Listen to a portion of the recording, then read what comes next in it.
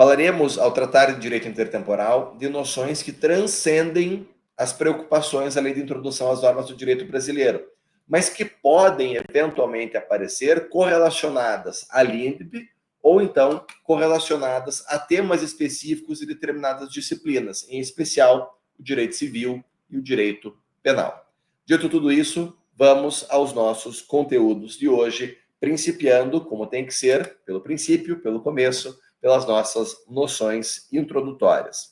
A Lei de Introdução às Normas do Direito Brasileiro, originalmente, é um decreto de número 4657 de 1942.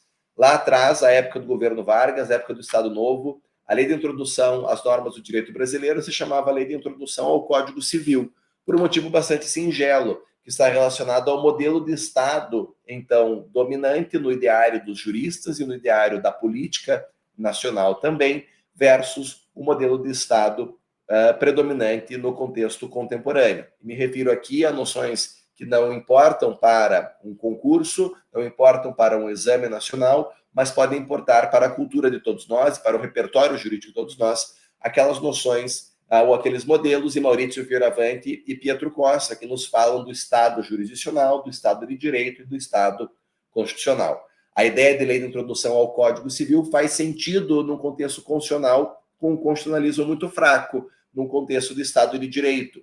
A noção de lei de introdução às normas do direito brasileiro, que veio a constar e a se consagrar legislativamente, constar do texto legal apenas em 2010, se reporta a um modelo de Estado constitucional, que é algo que ganha força entre nós, na tradição europeia continental, a partir do segundo pós-guerra. Então, lei de introdução ao Código Civil, na verdade, era um decreto com normas introdutórias ao Código Civil, as quais se prestavam a disciplinar, de modo bastante analítico, as principais temáticas concernentes à produção, interpretação e integração legislativas e também, na sequência, as normas de direito internacional privado. Hoje, por força de uma alteração promovida pela Lei 12.376 de 2010, que se limitou apenas e tão somente a alterar a ementa do Decreto-Lei 4657 de 1942, nós temos que esse decreto passou a se chamar Lei de Introdução às Normas do Direito Brasileiro, o que, segundo a proposta do legislador ao editar a Lei 12.376 de 2010, serviria para ampliar o seu escopo de aplicação, que, no fundo, já era, em rigor, bastante amplo. O que se fez foi simplesmente adequar a nomenclatura utilizada àquilo que, efetivamente, já se passava na realidade normativa brasileira e na aplicação desta lei introdutória, desse decreto-lei introdutório. Mais recentemente, em 2018, veio a lume a Lei 13.655 de 2018. Este diploma normativo alterou o texto da Lei de Introdução às Normas do Direito Brasileiro para inserir ou para incluir disposições a respeito de segurança jurídica, que me é um tema muito caro, foi o tema da minha tese de doutorado, e também a eficiência na criação e na aplicação do direito público. É claro que nós não entraremos nessa discussão neste momento, pelo fato de nos preocuparmos mais imediatamente com o direito privado, e por entendermos que as alterações promovidas pela Lei 13.655, a Lei de Introdução às Normas do Direito Brasileiro, devem ser estudadas nas disciplinas de direito administrativo, de direito público, de modo geral, quem sabe de direito constitucional, como administrativo e constitucional, dois componentes do direito público no âmbito brasileiro. A estrutura da Lei de Introdução às Normas do Direito Brasileiro se subdivide em diversos temas, aos quais correspondem um conjunto de artigos. E essa Lei de Introdução, felizmente para os concurseiros e para quem se prepara para o ENAC, é uma lei bastante analítica, bastante clara e bastante detalhista, pois a sua estrutura se divide da seguinte maneira: os artigos 1º e 2º tratam de vigência normativa, ou seja, da eficácia das normas jurídicas consagradas em textos legais. O artigo 3º trata da cogência normativa, consagrando aquilo que muitos chamam do princípio da obrigatoriedade do ordenamento, que, em rigor, é uma regra de obrigatoriedade do ordenamento. Na sequência, os artigos 4º e 5º tratam da integração e da interpretação da lei, ou seja, tratam da hermenêutica jurídica de modo bastante singelo, mas também bastante preciso. Adiante, a lei disciplina a aplicação das normas jurídicas no tempo, e aqui entram as preocupações de direito intertemporal, a que fizemos referência ainda há pouco, e depois os artigos 7º a 19, a aplicação das normas jurídicas no espaço, tema de direito internacional privado, sobre o qual nós não falaremos no encontro de hoje. Depois, na parte final, entre os artigos 20 e 30, a Lei de Introdução às Normas do Direito Brasileiro disciplina a interpretação do direito por agentes públicos, tema que, aos meus olhos, deve ser estudado em uma disciplina de direito público, preferencialmente no âmbito do direito administrativo, como lhes indiquei.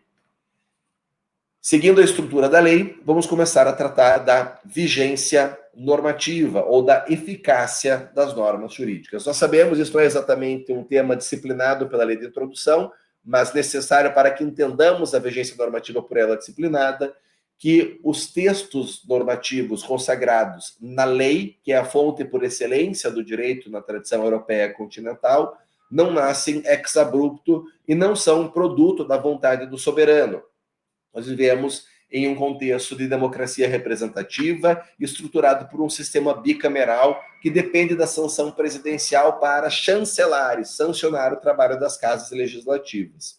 Pois, de um modo muito singelo e esquemático, que serve para facilitar a retomada desse conteúdo do processo legislativo para o escopo e para o propósito do ENAC, nós podemos dizer que a lei surge inicialmente de uma proposta ou de um projeto apresentado a uma casa legislativa, o qual pode ter origem popular ou pode ter origem na atuação de um parlamentar.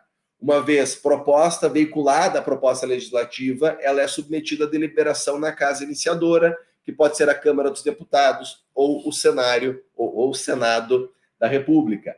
Na sequência, ela é submetida a uma deliberação na casa revisora, aquela que não é a casa iniciadora, ou seja, se o projeto de lei é do Senado, ele vai depois passar por revisão na Câmara. E se o projeto de lei é da Câmara, ele vai passar depois por uma revisão no Senado. Superadas essas duas etapas, o projeto de lei é encaminhado à sanção presidencial e a presidência da República pode, se quiser, justificando em motivo de relevante interesse público, sancionar, vetar ou sancionar os trechos do texto normativo, suscitando então a sua promulgação, que gera o encaminhamento daquele diploma aprovado nas câmaras, na Câmara dos Deputados e no Senado Federal, e sancionado pela Presidência da República, a publicação no Diário Oficial. A partir daí, se alcança a viabilidade da vigência, se alcança a viabilidade da eficácia da lei, da imantação e da irradiação de efeitos jurídicos pelo texto aprovado e consagrado por esse processo legislativo. A Lei de Introdução às Normas do Direito Brasileiro, no seu artigo 1º, se preocupa especificamente com o momento a partir do qual a lei passa a gerar efeitos, no momento a partir do qual a lei está vigente, sem embargo de ter sido publicada eventualmente em um momento anterior. E o que a lei nos diz é, salvo disposição contrária, a lei entra em vigor 45 dias após a sua publicação, quando destinada a gerar efeitos apenas no território nacional.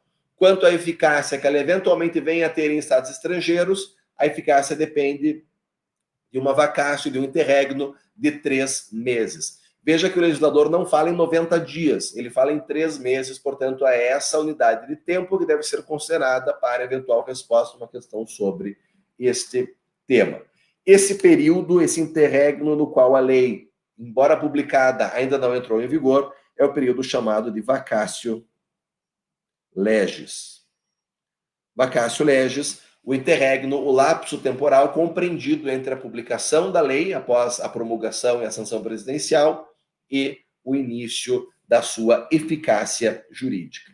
Como regra, a vacatio legis no direito brasileiro é de 45 dias. Mas leis de menor impacto, de menor relevância, de menor alcance, podem ter a sua eficácia imediata desde a data da publicação, determinada, assim, de modo expresso pelo legislador, lá nas disposições finais de cada texto normativo, e leis de maior complexidade, de maior impacto, podem ter uma vacatio maior. Por exemplo, o Código de Processo Civil, a Lei 13.105 de 2015, teve uma vacatio legis de 1 ano, conforme se dessume do seu artigo 1045. Avançamos aqui, então, para outra informação essencial, que diz respeito à forma de contagem desse prazo de vacatio legis. Vejam, a forma de contagem do prazo não é disciplinada pela lei de introdução, mas pela lei complementar 95 de 98, a qual dispõe, essa é a sua ementa, sobre a elaboração, a redação, a alteração e a consolidação das leis, conforme o parágrafo 59, parágrafo único do artigo 59 da Constituição, além de estabelecer normas para a consolidação dos atos normativos lá mencionados.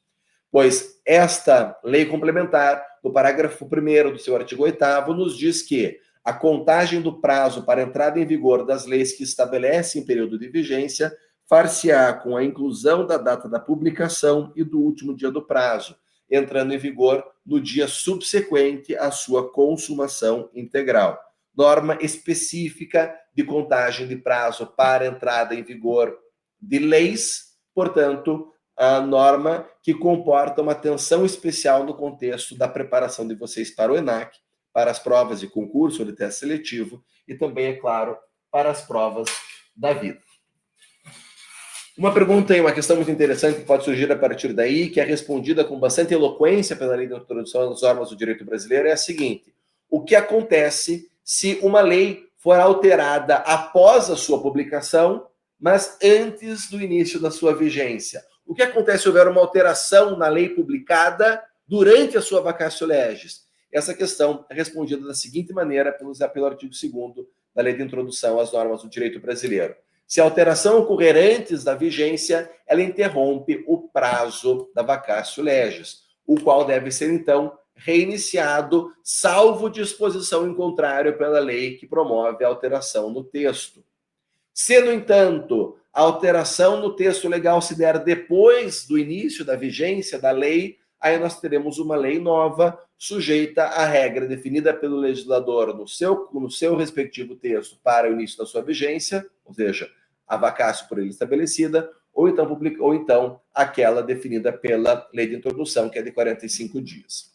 Nós temos um exemplo muito interessante e bastante contemporâneo, embora não tão recente, de alteração da lei publicada, mas ainda não entrada em vigor, que diz respeito justamente ao Código de Processo Civil, já antes mencionado. Nós dissemos ainda há pouco que o CPC estabeleceu uma vacatio legis de 1 ano no seu artigo 1045. E nós sabemos que o Código de Processo Civil foi mutilado e depois transformado substancialmente no que toca aos recursos à jurisdição extraordinária por uma lei de 2016, mais especificamente a Lei 13.256, do dia 4 de fevereiro de 2016. Vejam, o CPC foi publicado no dia 16 de março de 2015. Logo, ele entrou em vigor apenas em março de 2016. E em fevereiro de 2016, houve uma alteração substancial no processo, na disciplina do processo do julgamento dos recursos extraordinário e especial no Código de Processo Civil, pela Lei 13.256. Essa lei entrou em vigor na data em que o CPC entrou em vigor. Logo, apesar de ter havido interrupção do prazo, houve esta adequação quanto à lei nova para que ela correspondesse, no momento inicial da sua entrada em vigor, àquele momento estipulado para o Código de Processo Civil, para a lei alterada. Mas uma situação bem contemporânea, bem interessante, que pode até aparecer, eventualmente, no exame ou em alguma prova de concurso. Vencida essa problemática, nós temos que a lei entra em vigor, que a vigência normativa começa a partir da conjugação de publicação e vacatio legis, salvo se o legislador estipular que a lei tem eficácia imediata, a partir do momento em que ela for publicada. E é muito comum que nós vejamos em leis de menor alcance a disposição seguinte: essa lei entra em vigor na data de sua publicação. Não é? Quanto à extinção ou ao fim da vigência normativa, nós temos que ela ocorre quando ocorrer a modificação do texto normativo, naquela parte em que houve modificação, a lei deixa de estar em vigor, passa a vigorar uma lei nova, a expiração para as leis temporárias ou circunstanciais, como foi a Lei 14.010 de 2020, que instituiu o regime jurídico excepcional e transitório para as relações de direito privado diante da calamidade pública instaurada pela pandemia do Covid-19, ou então pela revogação do texto normativo, pela revogação da lei, a qual pode ser classificada em duas espécies: a abrogação, que é a revogação total, e derrogação, que é a revogação parcial da lei anterior. Duas espécies de um gênero. Revogação é a superação de uma lei anterior por uma lei posterior. Quando ela se dá de modo expresso e total, ela vai se chamar abrogação. Quando ela se der de modo parcial, ela vai se chamar simplesmente derrogação. A revogação pode ser expressa quando se diz revoga-se a lei X ou revogam-se os artigos 1, 2 e 3 da lei X, mas pode ser também tácita. E a revogação tácita obedecerá, na sua análise e na sua concretização, nas circunstâncias da vida em sociedade, segundo os critérios da hierarquia, da especialidade e da cronologia. Vale dizer, a lei hierarquicamente superior que disciplina a mesma matéria de uma outra lei prevalece sobre esta. A lei mais específica ou mais especial em relação a uma determinada lei mais genérica que discipline a mesma matéria por ela contemplada prevalece sobre a lei geral ou genérica. E a lei posterior que disciplina uma certa matéria prevalece sobre a lei anterior que essa mesma matéria discipline. São critérios que nós estudamos e que nós passamos a conhecer lá nas primeiras aulas do curso de Direito, seja na disciplina de Direito Civil, seja na disciplina de Teoria do Direito, e que nós jamais podemos esquecer. A revogação tácita obedecerá, então, a esses critérios hierárquico, especial e cronológico, de especialidade e de cronologia. Um tema bastante recorrente e claramente disciplinado pela Lei de Introdução às Normas do Direito Brasileiro é o tema da repristinação, que consiste, por assim dizer, na exumação da eficácia normativa de uma lei revogada pela revogação da lei revogadora. A repristinação, como regra, é proibida no direito brasileiro, o que nós colhemos lá do artigo 2º, parágrafo 3º da Lei de Introdução às Normas do Direito Brasileiro. Mas a repristinação não pode se confundir com o chamado efeito repristinatório. Veja, repristinação é, eu tenho uma lei revogada, tenho uma lei revogadora. Se a lei revogadora for revogada, a lei originalmente revogada volta a gerar efeitos. Isso não acontece a não ser que o legislador expressamente diga que vai acontecer. E não é comum que isso aconteça. O efeito repristinatório é a repristinação sem que ocorra propriamente uma repristinação, vale dizer. É o que se verifica quando o Supremo Tribunal Federal, em controle abstrato de constitucionalidade, declara a inconstitucionalidade de uma alteração legislativa, fazendo com que, por conta da modulação de efeitos por iniciativa do Supremo Tribunal Federal, a disposição da lei revogada volte a gerar efeitos ou volte a ser aplicável a situações concretas. Outra situação de efeito repristinatório é de haver a reedição do texto normativo da lei revogada. Aí não há propriamente repristinação, mas a reedição daquele texto. Há uma nova lei que replica o texto anteriormente estabelecido. Nós tivemos esse tipo de efeito repristinatório no âmbito da sucessão de disciplinas jurídicas legislativas da colação hereditária pelo Código de 16, pelo Código de Processo Civil de 39, pelo Código de Processo Civil de 73, pelo Código Civil de 2002 e pelo Código de Processo Civil de 2015. Todos esses códigos, na sua ambição de disciplinar os seus respectivos escopos normativos, tratam do critério temporal para a aferição do valor dos bens da colação hereditária. E cada um deles estabeleceu uma redação própria e um critério próprio. Aí vejam que interessante. Todas as leis processuais estabelecem o critério A, todas as leis materiais estabelecem o critério B. Quando a lei processual de 1939 é editada, ela revoga pontualmente a disposição da lei material que tratava da mesma matéria, que é um assunto da interface entre direito material e direito processual. Depois, em 2002, quando é reeditado o texto normativo de 1916, há novamente essa revogação, com um efeito repristinatório. O mesmo critério do Código de 16 passou a valer para o Código de 2002. E com o Código de Processo Civil de 2015, tivemos novamente este mesmo evento. Uma situação super curiosa de efeito repristinatório, que os manuais e os cursinhos, de modo geral, não tratam por conta de fatores diversos, quem sabe pelo maior aproveitamento do espaço ou do tempo. Seguimos agora para a problemática da cogência normativa, que é tratada pelo artigo 3º Terceiro, da Lei de Introdução às Normas do Direito Brasileiro. O princípio ou a regra da cogência normativa nos diz que ninguém se excusa de cumprir a lei alegando que não a desconhece, quer dizer, ignorância legis neminem excusat. Excusa. A ignorância da lei não excusa ninguém, não dispensa a ninguém no cumprimento daquilo que a lei prescreve. Vale dizer, a lei é cogente, obrigatória, imperativa, de observância inexorável, sob pena de sanção. Muitos autores chamam esse texto normativo de princípio da eficácia geral do ordenamento, que de fato vai se aplicar para a generalidade das situações, salvo aquelas exceções legislativamente documentadas. Por exemplo, o artigo 8º da Lei de Contravenções Penais possibilita o afastamento da pena nela estipulada diante da ignorância ou da errada compreensão da lei. Diz esse dispositivo: no caso de ignorância ou errada compreensão da lei, quando excusáveis, a pena pode deixar de ser aplicada. Lembrando, a Lei de Contravenções Penais